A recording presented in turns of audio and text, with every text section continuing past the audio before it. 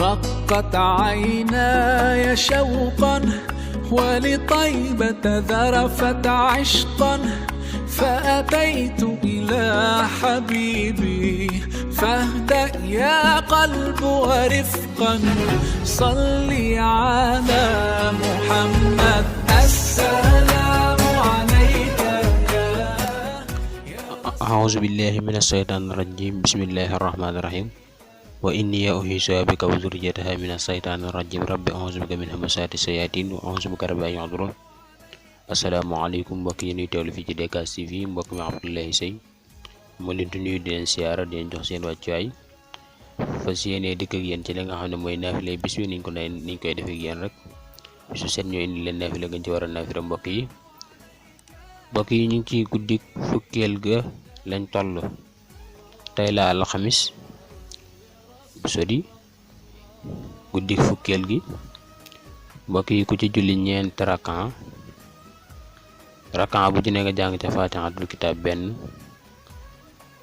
ayatul kursi yu benn yoon te mooy allahu la ilaha illa huwal hayyul qayyum ba ca wal aliyyul azim suratul qadri fukki yoon ak ñaar te mooy inna anzalnahu saaro jeex nga ne la julli ga nee na képp koo xam ne julli nga julli googu ci guddi fukkeel gi ci weeru koor gi bala moo jógee fa mu ko doon jullee dees na ko jéggal bàkkaaram yu njëkk ak yu mujj te dees na ko bindal tuyaabay juróom fukki nit ci way dëggal yi ak tuyaabay juróom ñaar fukki nit ci ñi dee ci jihaad juróom ñaar fukki nit ci ñi dee ci jihaad te bala moo génn àdduna dana mos lu bokk ci meññiti àjjana te dees na ko ràmmuloo juróom ñaar fukki nit ñoo xam ne sawara yey na leen loolu mooy ngëneelal julli gi ak ngëneelal julli gi mi ngi noonu mbokk yi